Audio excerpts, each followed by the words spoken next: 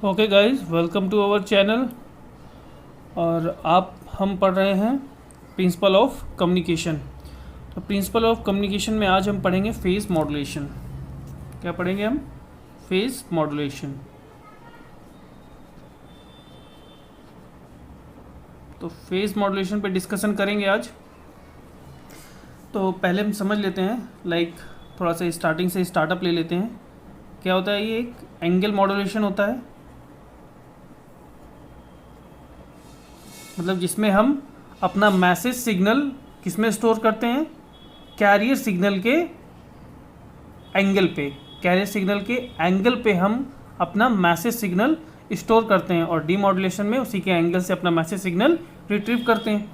तो angle modulation दो type से हम करते हैं। एक करते हैं फ्रीक्वेंसी मॉड्यूलेशन,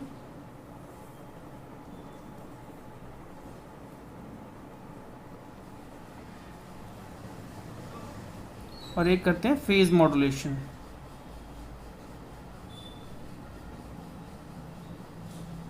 तो अब देखते हैं, देखना कैसे, क्यों इसके हमने दो टाइप बनाए हैं।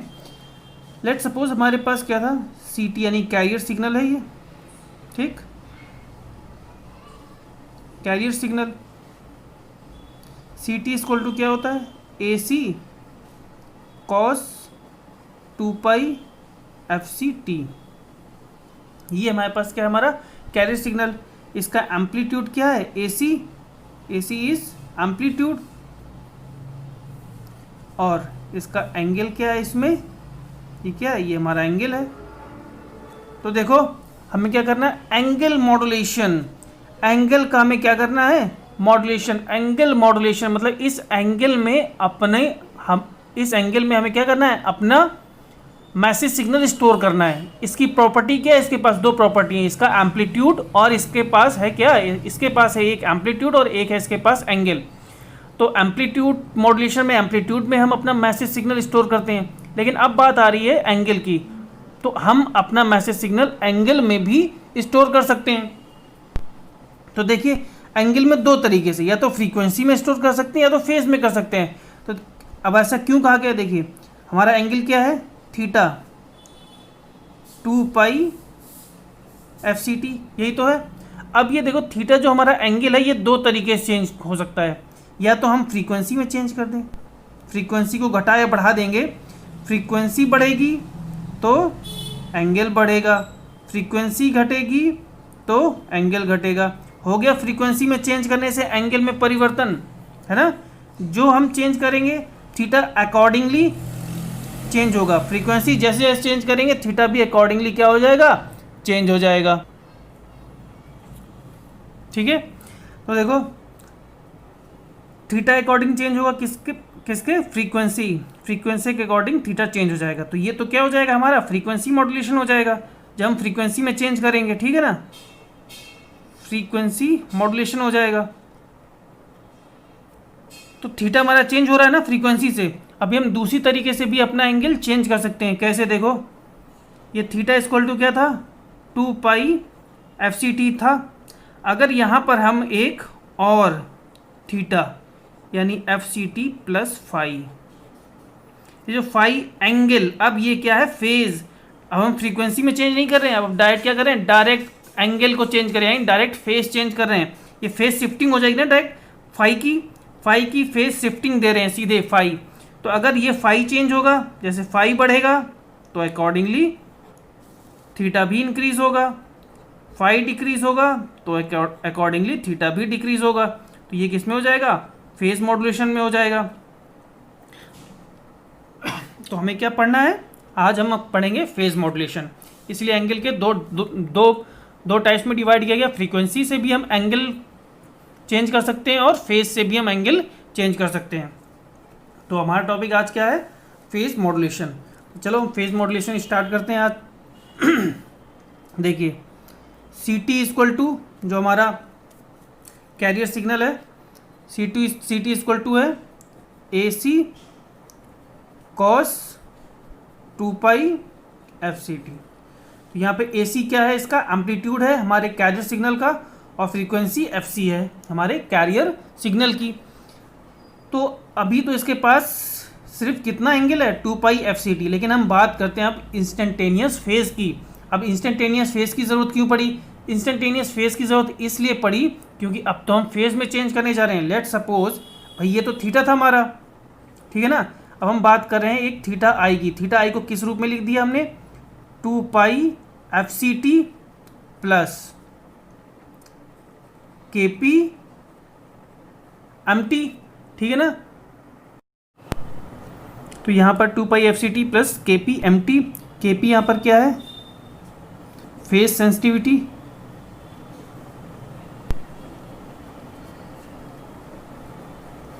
ये MT क्या हमारा मैसेज सिग्नल है।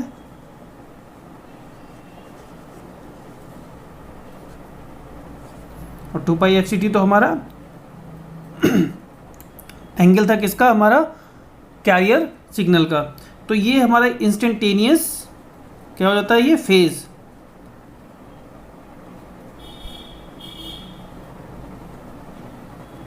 इसे हम कहते हैं इंस्टेंटेनियस फेज। हमने क्या किया? इसके फेज में, इसके एंगल में हमने क्या किया? इसके फेज में हमने KP MT सुपर इम्पोज कर दिया, 2 pi FCT plus KP MT। Okay, तो हम इसे अब देखो क्या कह सकते हैं इसको। देखो क्या कह सकते हैं? Phase modulation is that form of angle modulation in which instantaneous phase theta IT of carrier wave is varied in accordance with the modulating signal. Theta I of carrier wave is modulating according to the message signal. Hence we can say that the angle of phase modulation wave is depends upon modulating signal। भाई ये theta IT हो जाएगा, ये क्या होगा? Modulating signal का हमारा theta हो जाएगा। तो ये थीटा किस पे डिपेंड करेगा? हमारे मैसेज सिग्नल पर। इतनी सी बात समझ में आई। चलिए अब इसे मैथमेटिकली देख लेते हैं हम। ये क्या है? SPM यानी हमारा क्या है? अब हमारा फाइनल जो हमारा मॉड्यूलेटेड सिग्नल, मॉड्यूलेटेड सिग्नल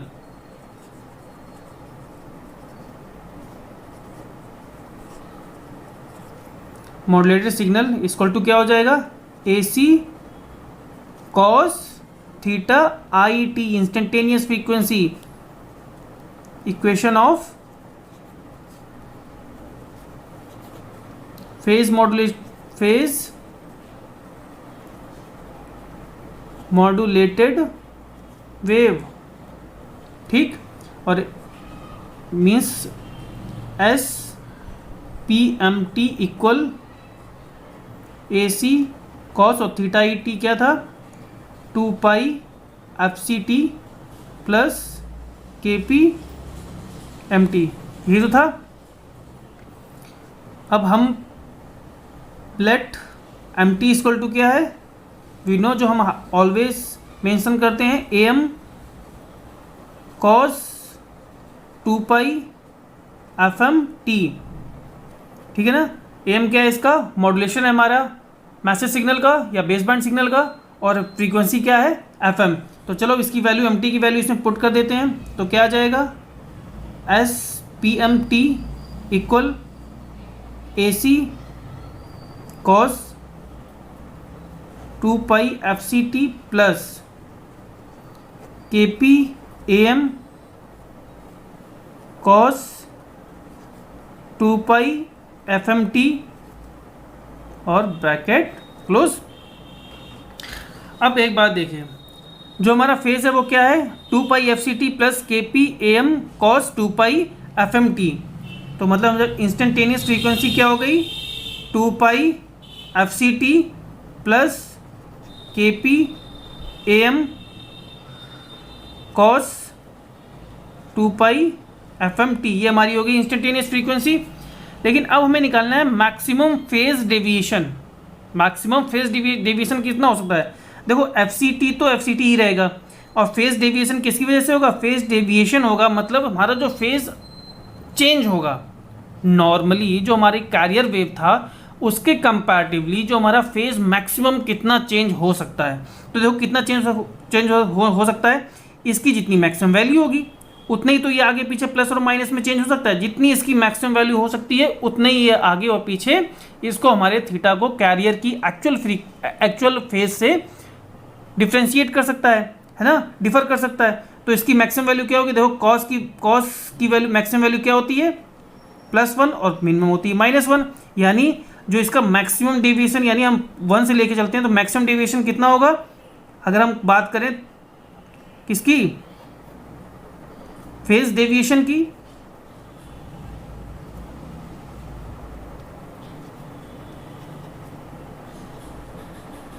ठीक है ना, फेज डेविएशन, और इसे हम कहते हैं फेज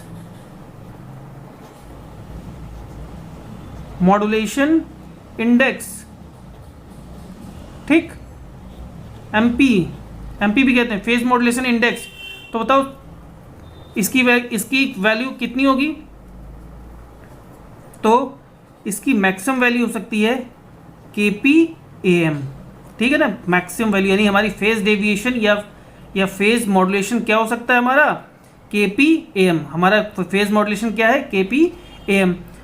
तो ठीक है, तो हम इसकी जगह क्या, डेल्टा फाई इक्वल टू ये क्या हुआ, ये फेज मॉड्यूलेशन इंडेक्स भी होता है। तो चलो इसकी वैल्यू पुट कर देते हैं, SPM T equal to AC cos 2 pi FCT plus MP cos 2 pi FMT। तो ये आ गई हमारी क्या, final equation of phase modulated signal, final equation of phase modulated signal. देखो तो ये हमारी क्या हो गई, फाइनल इक्वेशन आ गई।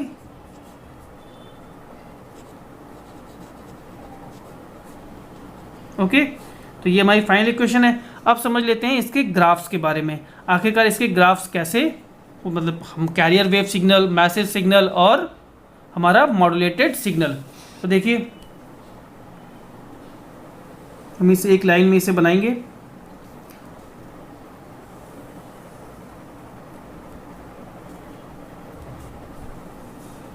सबसे पहले हम बनाते हैं कैरियर वेव सिग्नल, और कैरियर वेव सिग्नल की फ्रीक्वेंसी करी हाई फ्रीक्वेंसी।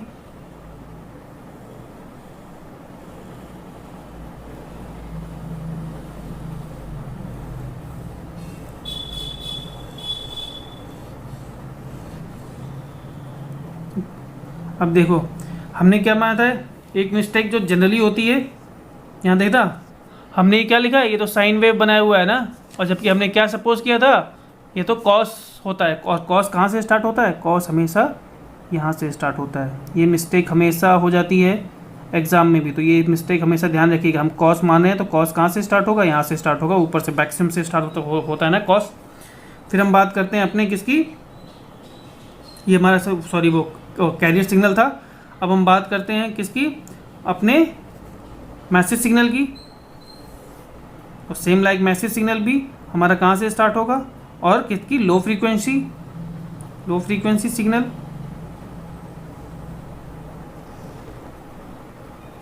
ठीक है, ये हमारा क्या हो गया, ये हमारा एमटी हो गया, मैसेज सिग्नल हो गया।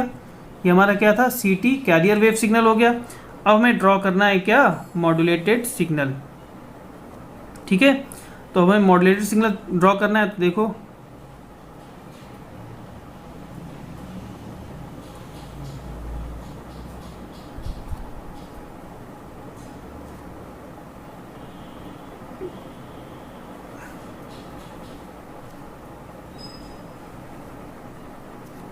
ठीक, अब यहाँ से इसको पूरा ड्रॉ कर लेते हैं, इसलिए ध्यान से देखिएगा। ये जहाँ जहाँ पर हमारा मैसेज सिग्नल जीरो हो रहा है, हमने वो लाइन खींच ली जहाँ जहाँ पर हमारा मैसेज सिग्नल क्या है, जीरो है।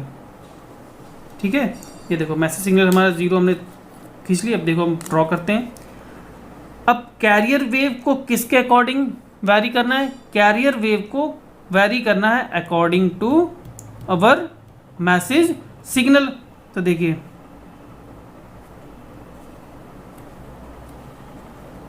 और मैसेज सिग्नल कहाँ पर स्टोर है, इसके फेज में। तो मतलब जो भी चेंज आएगा कहाँ आएगा, इसके फेज में आएगा।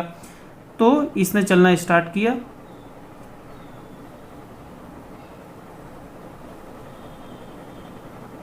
और फिर यहाँ पर जैसे ही देखिए यहाँ पर आया,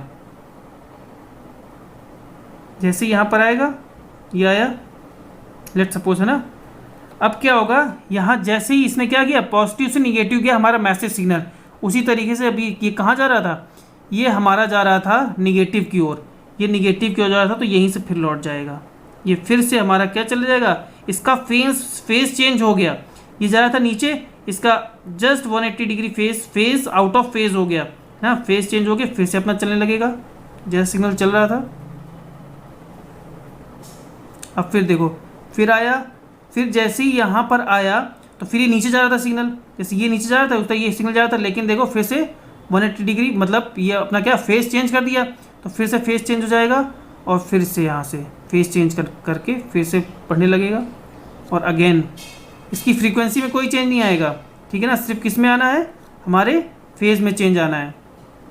और ये यहाँ पर आया, और जैसे ही यहाँ पर नीचे आ रहेगा तो देखो यहाँ पर क्या हो रहा था, फिर से पॉजिटिव से निगेटिव, पॉजिटिव से निगेटिव, निगेटिव से पॉजिटिव, फिर पॉजिटिव से फिर निगेटिव, तो फिर से इसने वहीं से डायरेक्शन अपनी चेंज कर ली, और फिर से ये अपना हो गया, और फिर से यहाँ पे देखो फिर से डायरेक्शन चेंज कर ली, तो फिर से यहाँ फेस चेंज हो जाएगा। तो जो हमारे ये आ रहे हैं, ये देखो फेस चेंज, इन्हीं में क्या स्टोर है हमारा, पॉजिटिव निगेटिव, निगेटिव पॉजिटिव, ये दिखा रहा है हमारा सिग्नल को पॉजिटिव निगेटिव, निगेटिव पॉजिटिव कर देगा। और तो हमारा देखो कहाँ पर हो गया, इसके फेज में क्या हमने स्टोर कर दिया, अपना मैसेज सिग्नल, अपने मैसेज सिग्नल को इसके फेज में स्टोर कर दिया। तो ये हमारा क्या हो गया, CT यानी सॉरी ST, ये हमारा क्या है, मॉड्यूलेटेड सिग्नल। तो ये होता है हमारा ग्राफ किसका, मॉड्यूलेटेड सिग्नल का, हमें ऐसे अपना ग्राफ मिलता है। ओके, चलिए नेक्स्ट पढ़ते हैं हम application advantages and disadvantages of phase modulation.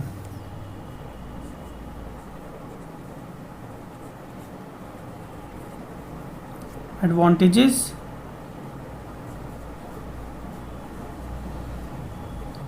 Application and disadvantages of phase modulation.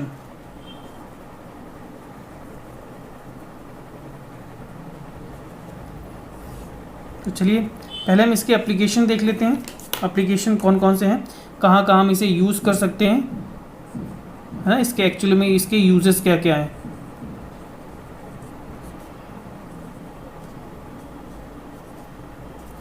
देखिए एप्लीकेशन की बात करें तो पहला एप्लीकेशन इसका है कि ऑब्वियसली बात जो हम पढ़ रहे हैं, इन डाटा कम्युनिकेशन, फेज मॉड्यूलेशन का यूज़ कहाँ होता है, इन data communication.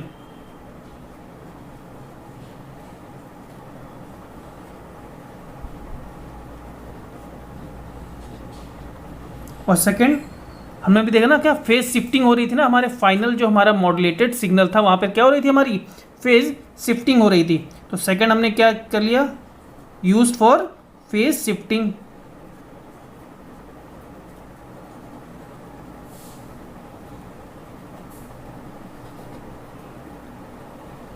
Use for phase shifting. End of course third for generating FM wave. अब देखो ये फॉर जनरेटिंग FM वेव वाला आपको नेक्स्ट लेक्चर में समझ में आएगा कि अगर मैंने ये एप्लीकेशन क्यों लिखा, क्या था, फॉर जनरेटिंग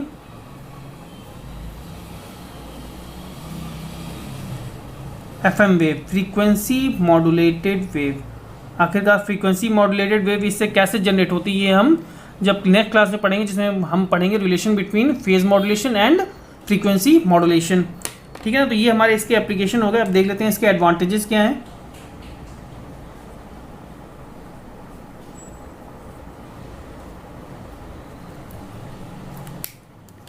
तो एडवांटेजेस की बात करें तो पहला क्या हो जाएगा, less noise effect.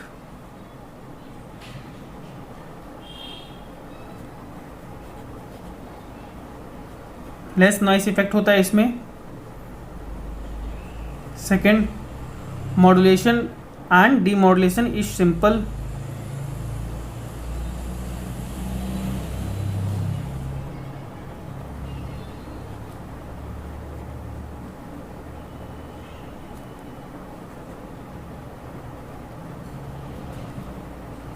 And third one क्या है, थर्ड वन जो कि काफ़ी इंपॉर्टेंट है, to find the velocity of moving target. मतलब फेज मॉड्यूलेशन कहाँ पर यूज़ होता है, जहाँ पर हमें जो मूविंग टारगेट है ना उसकी हमें क्या वेलोसिटी मेज़र करनी हो। जैसे हम कोई मिसाइल आ रही हो हमारी तरफ तो हम उसकी वेलोसिटी मेज़र करके फिर उस पर उसको टारगेट करते हैं। Like Doppler information, Doppler effect जहाँ पर हम यूज़ करते हैं वहाँ पर हम क्या करेंगे, फ्रीक्वेंसी मॉड्यूलेटेड वेव का यूज़ करते हैं। तो to find the velocity of moving target, यानी इन डॉपलर इंफॉर्मेशन लेने के लिए, ठीक है ना, डॉपलर इंफॉर्मेशन लेने के लिए हम किसका, फेज मॉड्यूलेशन वेव का यूज़ करते हैं। अब देखते हैं डिसएडवांटेजेस क्या होते हैं इसके।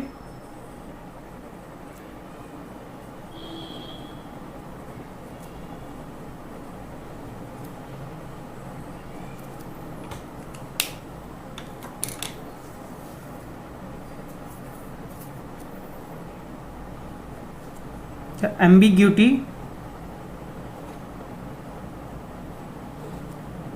occurs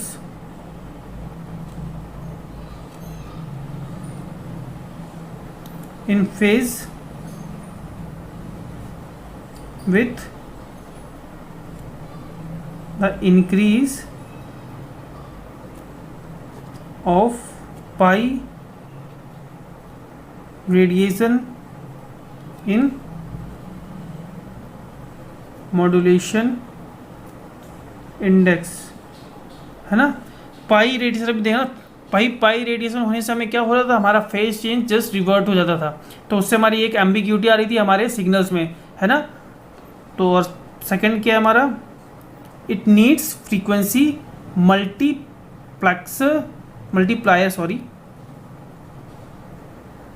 it needs frequency multiplier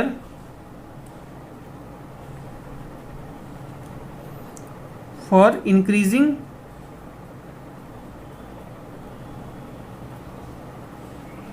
phase modulation index।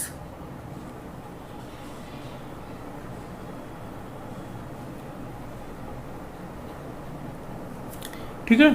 अब देखो एक टर्म है इसमें, इसको थोड़ा समझ लेते हैं। क्या कह रहा है, लेस नॉइस इफेक्ट।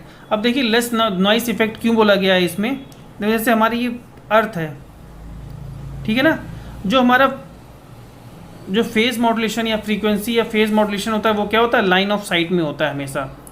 लाइन, ये टावर है, ये टावर डायरेक्ट क्या होगा, लाइन ऑफ साइट में, ठीक। अगर और जैसे और वो क्या कहते हैं, अगर एम्पलीट्यूड मॉड्यूलेशन की बात करो, ये क्या है, एंगल मॉड्यूलेशन की बात हो रही है।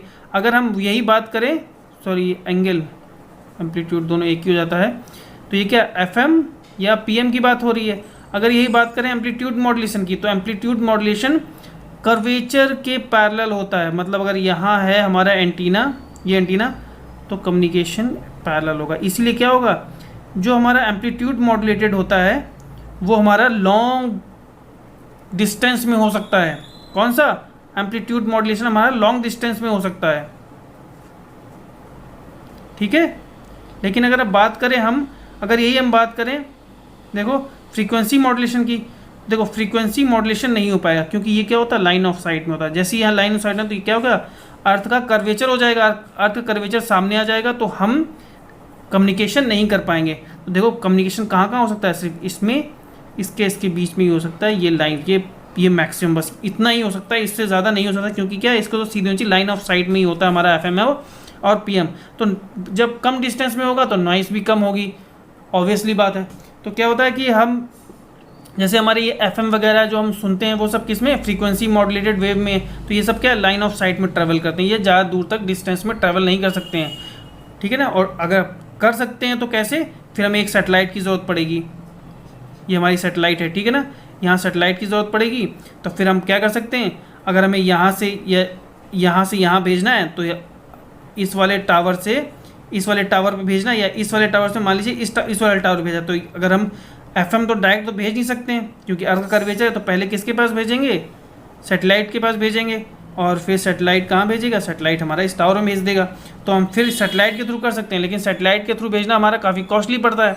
और FM वेव तो देखो, हम बस एक अपना गैजेट लिया और FM सुनना चालू, तो हमें तो कॉस्टली ज़्यादा पड़ता नहीं, इसलिए हम किस में करते हैं, लाइन ऑफ साइट में, क्योंकि हम करते हैं इसलिए हम इसमें नॉइस इफेक्ट कम होता है। ठीक है, तो okay, this is all about our phase modulation. चलिए नेक्स्ट क्लास में हम पढ़ेंगे relation between phase modulation and frequency modulation. ठीक है, ओके, थैंक यू क्लास।